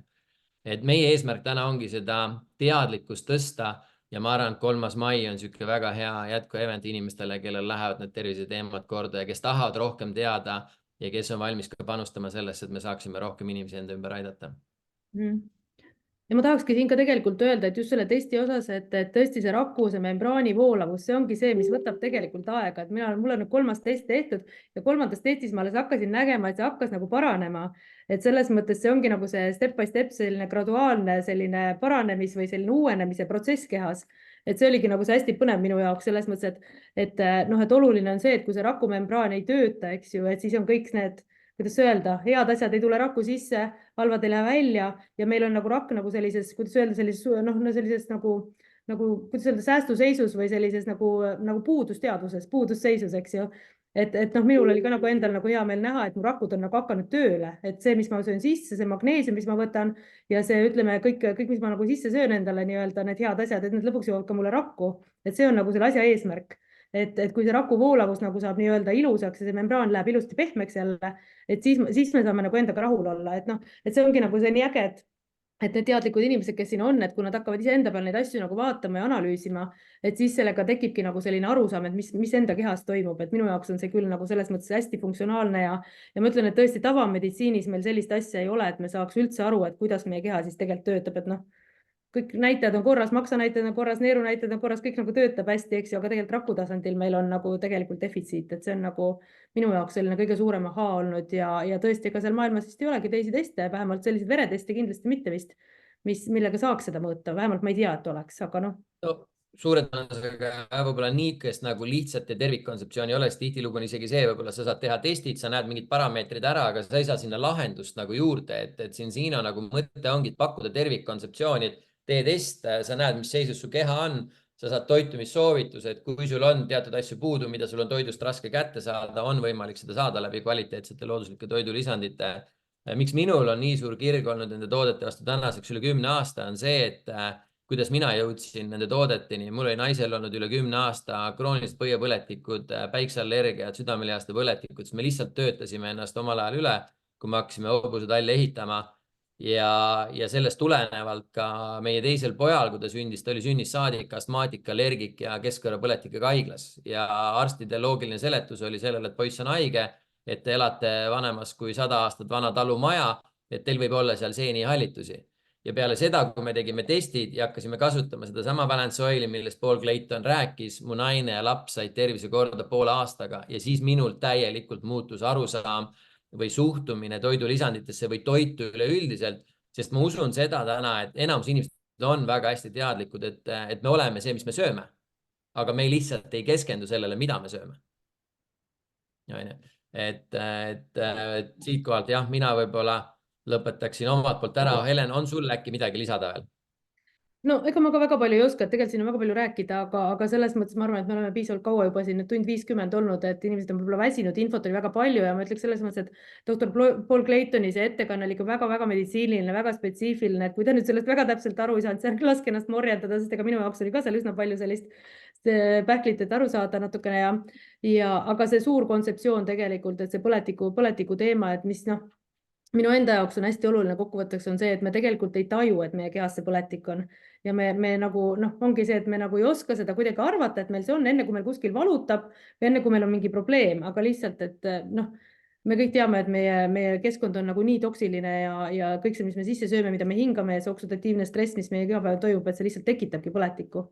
Et selles mõttes ongi see nagu väga hea nagu teadvustada, et on võimalus seda põletikku enda kehas hinnata ja et ennetada tõesti neid suuri probleeme, et mis minu jaoks on alati selline väga drastiline on see, et on just kõik need kardiovaskulaarsed haigused, diabeet ja siis dementsused, et dementsust on täna nii palju, et see on lihtsalt katastroof ja mis ongi, et meil ajus, nagu ta ütles, seda hipokampus, mis on meil siis see väike hobuseraud siin ja siis eeskoor siin, mis siis meie mõtlemise ja ratsionaalsuse ja kõik selle nii-öelda tagab meile, et need on nii tundlikud lihtsalt kõigile nendele toksiinidele, sellele põletikule ja tänu sellele on meil lihtsalt see dementsuse probleem nii suur, et ma arvan, et me keegi ei taha selle dementsusega oma viimases elufaasis nagu nii-öelda olla, eks ju, et minu jaoks on see nagu alati olnud väga kriitiline koht, et kui me saaks seda kuidagi ära hoida, seda dementsuse nii-öelda teket, aga need protsendid, nagu ta ütles, et on ju drastiliselt tõusnud ja ma näen seda iga päev oma töös, et hoidke oma aju ja tehke seda kõik selleks, et see põletik hoida maas, sest põletik on tõesti selle alus, et vot see on nagu see, mis ma nagu arstina nagu iga päev näen ja mida ma nagu väga tahaks nagu inimestele nagu südamele panna, et seda põletikku tõesti maas hoida ja kui on need võimalused olemas selle põletiku endal mõõtmiseks ja selle vähendamiseks, siis võiks neid asju kindlasti kasutada, et see on nagu see. Just. Täpselt nii. Aga täname veel kord kõiki, me paneme salvestused üles, saate pärast tagantjärgi vaadata. See oli minu jaoks ka esmakogemus teha sellist kohtumist tõlkega. Ma loodan, et said purki nii siis inglise keeles kui ka eesti keeles, saate tagantjärgi vaadata, teha enda jaoks mingeid mõtteid, märkmeid ja kui keegi soovib neid teste teha või rohkem testide kohta teada saada, andke lihtsalt märku, saame uuesti kokku ja räägime juba kõigest lähemalt. Seniks kõigile tänud ja kui enne ei näe, siis 3. mail on taas kord võimalik kohtuda juba Tallinnas siis koos doktor Paul Claytoniga. Ilust õhtu jätku kõigile. Vabandust, Colin Robertsoniga. Ja kõik head nägemist. Aitäh.